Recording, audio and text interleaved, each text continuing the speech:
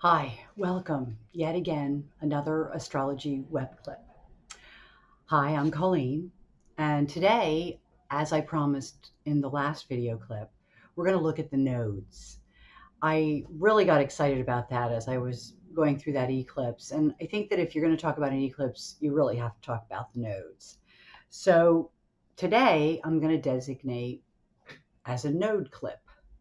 So let's talk about 1,000 years ago, okay? Because apparently, according to some of my research, 1,000 years ago, that's how people predicted eclipses.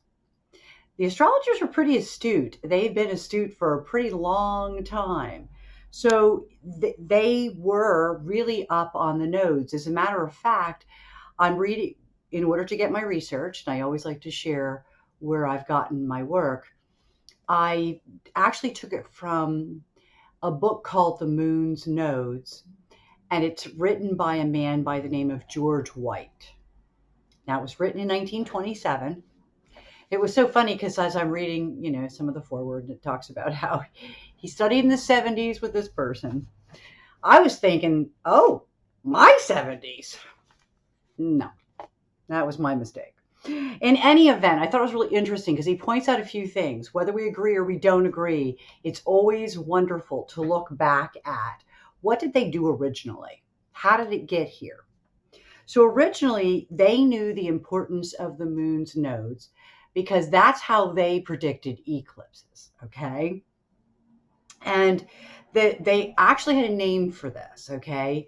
I don't know how to say the names, so it's like Caput and Clada or something. But in any way, what it means, which I think is more important because it may be in Latin or something that I'm absolutely totally uneducated in, um, that it means the dragon's head and the dragon's tail. And I have heard those terms used even today by modern astrologers. That is in particularly if you were to ever look at their Vedic astrology, they really use that whole concept. But here it's because this is how they predicted the eclipse and how they could determine the kind of eclipse it was going to be would be based on this head and tail. Okay. So apparently, okay, so this is how it says. Um, Basically, it was called that because it stretched across the whole sky. So therefore, they thought of it as a dragon. So it goes on and talks about how the nodes are derived from the orbit of the moon. So the moon does a full cycle every month. It passes through every sign, every degree in 1 month. Okay. But what that also means is that it has to cross the path of the sun twice. Once in the north and once in the south. So once in the northern hemisphere, once in the southern hemisphere. Sort of how I look at it. So, and then that's what he says, once in the north and once in the south. So we're going to, for this point on, note that the north node is known as the head of the dragon, whereas the south node would then, of course, be the tail of the dragon. Okay. Just a little history there. It's so fascinating. I have a lot of books that date back to the early 1900s. And if you think about what year we're in now, they're pretty old, but they're still also very valid. So one of the things he talked about, and I thought this was really interesting because I'm an astrologer, I've been an astrologer for a really, really long time, and I've owned this book for a long time. But he does talk about how the ascendant of the chart, if the person has the, say, north node at the ascendant, or he claims even within good aspect of the ascendant, they might be taller. They might have an easier time in life. Whereas a person who would have the south node either conjuncting or in aspect to the ascendant would be a shorter stature and might have a more difficult life. But I do want to point out that one of the characters he uses is a dwarf who is actually at that time a famous comedian. So apparently, whether or not your south node or your north node is allowed to hold you back, I think is entirely up to you, the person. So I do want to put that in there. I also want to put in there that when I read these books from 1910, 1927, and there's a lot of them that I own, I also am sometimes appalled by their clarity of good and bad. since I've studied astrology, which really is throughout the 60s, is when I started the 70s, all of that was about humanistic astrologers. So we didn't really value the whole good and bad thing very much. And I'm really kind of glad that we didn't, because I think it taints everything. There is no all good or all bad when you're talking about astrology. So, yeah, you could have a difficult time. So, let's look at that. If the North Node is on your ascendant, it does mean that you might be more popular with other people, because the North Node is your contacts, your associations, and it's your timing. So, obviously, if it makes a really good aspect to the ascendant or the midheaven, and speaking of the midheaven, that's a great timing tool for a lot of times that's when people achieve something, or they complete something, or they get some kind of recognition. That happens through the North Node transit. Okay. But North Node in the chart also is valid. Okay. But I am a dial reader. So, yes, I'm going to look at this chart on the 360 wheel, of course, first, and then I'm going to eventually move it to a dial. And I want to say that when you move it to a dial, the North Node and the South Node are now going to fall in the exact same location. What does that do to the interpretation? Well, it puts the level of conversation a little bit of a higher level. It makes it more complicated.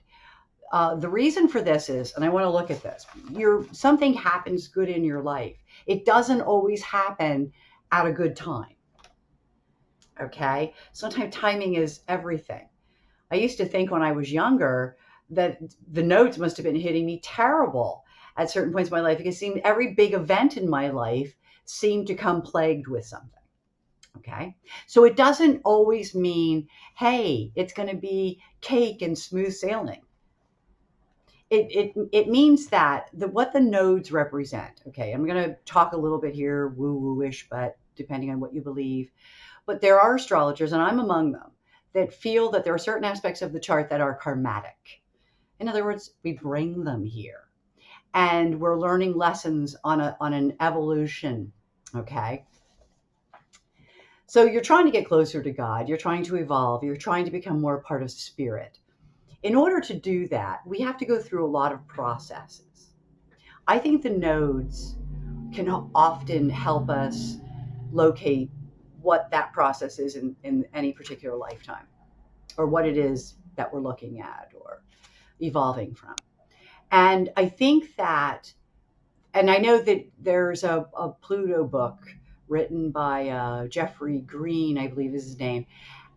He talks, now he gets a little heavy with it, and it's a pretty large book, but he is one of those people that looks at that and examines the nodes in terms of past lives or lessons that we're working on in this life. So I want to really talk about this in terms of, think about the South Node as something that we're leaving behind.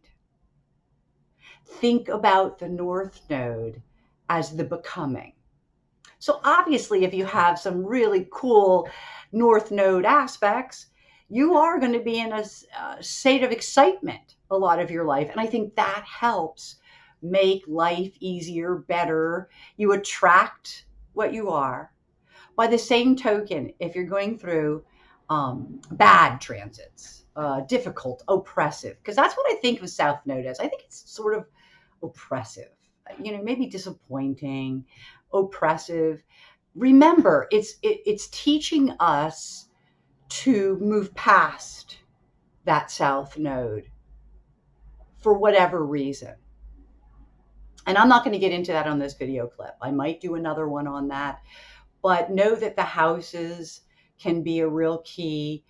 Like I said, when you're looking on a dial, the other conversations that you're having with other planets that might fall, or asteroids or transit Neptunians that fall in the arms of that axis, they're going to give you more detail, and they're going to explain to you why the South Node is still functioning at the same time that the North Node is.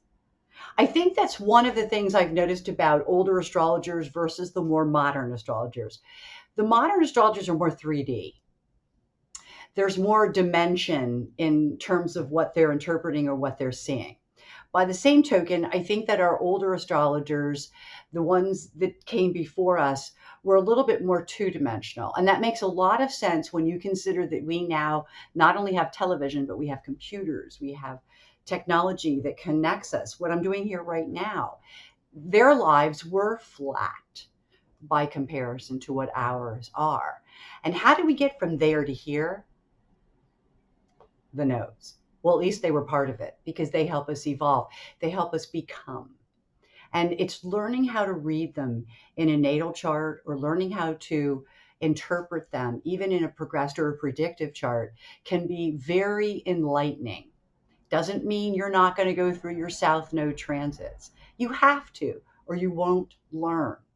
But the beauty is that you can have more peace in your heart as you're going through something. Because I'll be honest with you, a nodal aspect does not last very long. Okay? I mean, I'm not saying that an eclipse can't make them go longer or that an eclipse might not have triggered these some of these factors, which again could prolong that nodal effect. But realize the nodes move rather quickly and they're never hanging on you for very long. So if you are somebody who is involved in something, you want to time it if for that. By the same token, if you're going through a really rough time, you have the advantage of knowing, well, this won't last because this is just a part of an evolutionary cycle that has, kind of a beginning and an end in a way, although it is a spiral. So it's continually evolving, hopefully. With that said, I want to point out that not only does a nodal period not last very long, which means that even if you're getting some kind of recognition or if you're doing a completion of a degree program, for example, it might be an effect before and after, and that might be a catalytic step that jaunts you off into something, much better and brighter in terms of your future. I'm not saying that, but what I'm saying is the actual aspect itself, particularly for the South Node transits or those South Node periods, rather short. I've actually been watching those last several years, the cycles of the South Node. I had some personal opportunity to study, and my understanding of where I am today and part of this, how this is a process, I can honestly say that mine wasn't very traumatic. But I'm also older. I also don't fight these things. Being an astrologer, there's a lot I just figure, well, got to ride this one out. And I've been that way for a lot of years. So one of the things that astrology can help you with is the understanding that things are only of a short duration. So before I sign off, I do want to point out that just a few things here, that not only is the study of the nodes a really good way to kind of study past lives and to study the lessons that were the process that we're on right now, the road we're on as spirit. So I'm going a little bit beyond the everyday stuff. As I said, but also I want to point out that just like the moon, the nodes can be used for timing. And again, the moon isn't obvious because it goes through every sign, every degree once a month. But the nodes, they're a little bit different as they go through.